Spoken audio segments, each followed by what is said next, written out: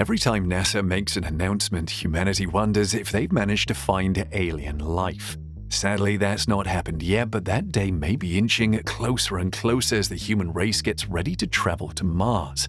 However, until that day, we'll have to rely on the samples that NASA plans to bring back to Earth in 2028. Until then, maybe we can get to work on the magnetic shield and make Mars habitable, and maybe even change Venus's boiling landscape. If you'd like to know more, join us as we take a look at the major announcement that NASA has revealed. Jim Green has seen it all since joining NASA in 1980. He has assisted NASA in understanding the Earth's magnetic field, exploring the outer solar system, and searching for life on Mars. Over the past 4 decades, he has shaped much of NASA's scientific inquiry, overseeing missions across the solar system and contributing to more than 100 scientific papers on a variety of topics. His time at NASA has included 12 years as the director of NASA's Planetary Science Division and the last 3 years as its chief scientist.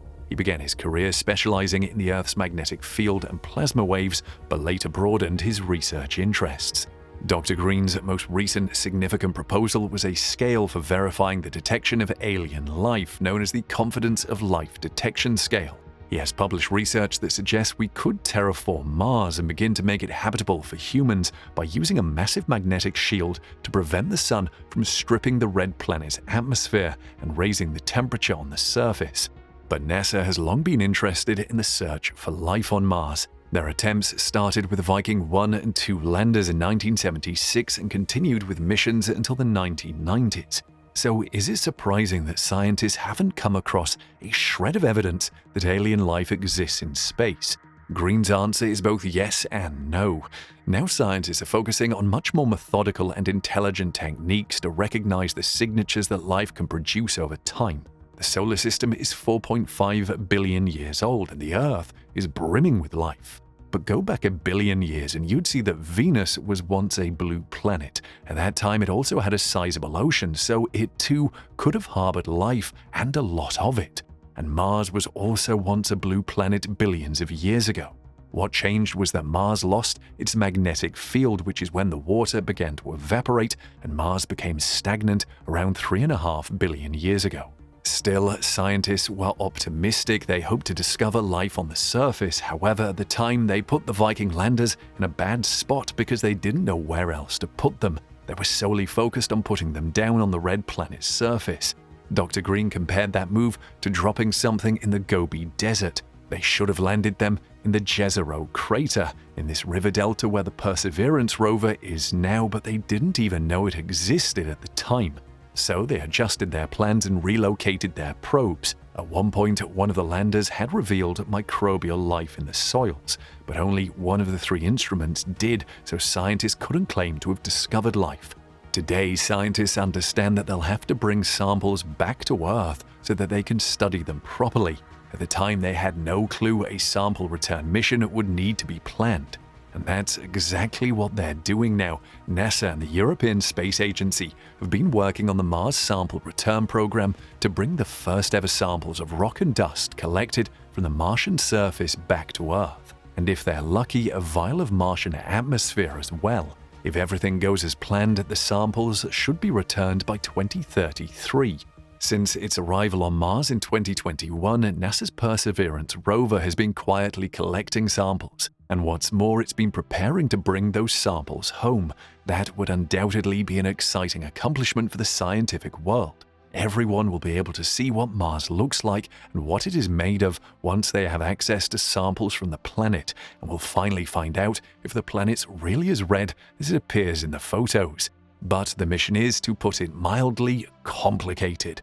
There are several steps that they'll have to prepare for, and the NASA-ESA collaboration intends to return the samples with 3 missions. And yes, this may sound very far-fetched, but NASA has deconstructed the expedition step by step to examine every autonomous robot that will have to flawlessly cooperate on a planet that is almost 400 million miles away.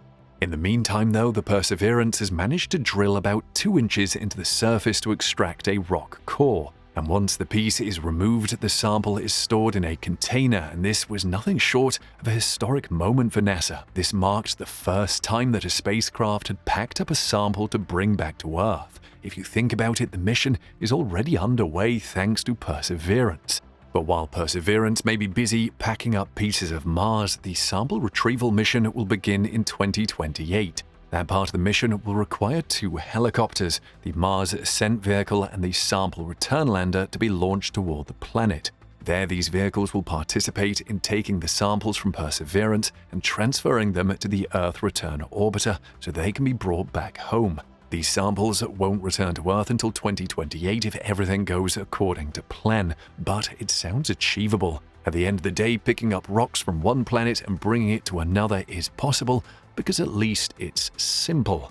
It's Dr. Green's idea to terraform Mars that's a bit hard to grasp. Sure, it may sound like an intriguing plan, but is it really possible to do? Dr. Green, ever the optimist, says yes. Once the shield is placed between the planet and the sun will stop stripping Mars and the pressure will rise and so will the temperature. In fact, Mars will begin terraforming itself, and that's exactly what scientists want, for the entire planet to participate in whatever way it can. The first level of terraforming is at 60 millibars, which is a factor of 10 higher than where we are now. The Armstrong limit is the point at which human blood does not boil if they walk out on the surface. If humans don't need a spacesuit, they'd have a lot more freedom and mobility. Plus, the higher temperature and pressure would allow them to start growing plants in the soil. But surely the magnetic shield sounds like something that would only be possible in Star Wars, right? Turns out there are several options for constructing the magnetic shield. Dr. Green is attempting to publish a paper that he's been working on for a couple of years, but he doesn't think his paper will be received very well by the planetary community. He revealed that the idea of terraforming anything is frowned upon, but he's still going along with it. He's sure that his idea could help achieve the necessary conditions to terraform Mars, and also believes that scientists could change Venus's environment as well if they used a physical shield that reflected light. And while this may sound easy enough, Dr. Green is more focused on other planetary bodies apart from Venus and Mars. Following the detection of plumes erupting from Europa's subsurface ocean in 2013, NASA approved the Europa Clipper mission in 2015 to search for signs of life in Jupiter's moon Europa. NASA plans to launch the mission in 2024, but Dr. Green had hoped that it would happen sooner, though he knew it was nothing more than wishful thinking. He explained that there are some missions that are so large that they are referred to as strategic missions. According to him, the stars must align for them to actually happen. All that the scientists can do is propose the plan, develop a solid case for it, present it to NASA management, and then pitch it to Congress. Green gave it his all and proposed a Europa mission every year each year, but back then the administration had no desire to travel to Europa. But then there were the plumes that finally helped make the Europa mission a reality. In 2013, he attended the American Geophysical Union meeting where several scientists were about to give a talk about finding a plume on Europa thanks to the Hubble. Dr. Green was elated, and without another thought, he called NASA headquarters again and they pulled it off. He took that information back to headquarters and incorporated it into the Europa story, which was a huge step forward. But before Europa, images of a brilliant, watery plume erupting from the surface of Saturn's moon Enceladus captured the world's attention back in 2005. The massive column of vapor, ice particles, and organic molecules spraying from the moon's south polar region indicated the presence of a liquid water ocean beneath Enceladus's ice shell and confirmed the moon's geological activity. The discovery of the plume also propelled Enceladus and other worlds in the outer solar system which lack atmospheres and are far from the sun's heat to the top of NASA's list of places to look for signs of life. Scientists are now planning a mission to Jupiter's moon Europa, which has ice-covered oceans and possibly plumes. NASA's Europa Clipper spacecraft, scheduled to launch in 2024, will study the moon from its deep interior to its surface to determine whether it has the ingredients to support life. Europa, like Enceladus, is geologically dynamic, which means that heat is generated inside the ice-covered moons as their solid layers stretch because of the gravitational tug-of-war with their host planets and neighboring moons. This, rather than solar heat, keeps the subsurface water from freezing, so it doesn't matter that Europa's much further away from the Sun than Mars.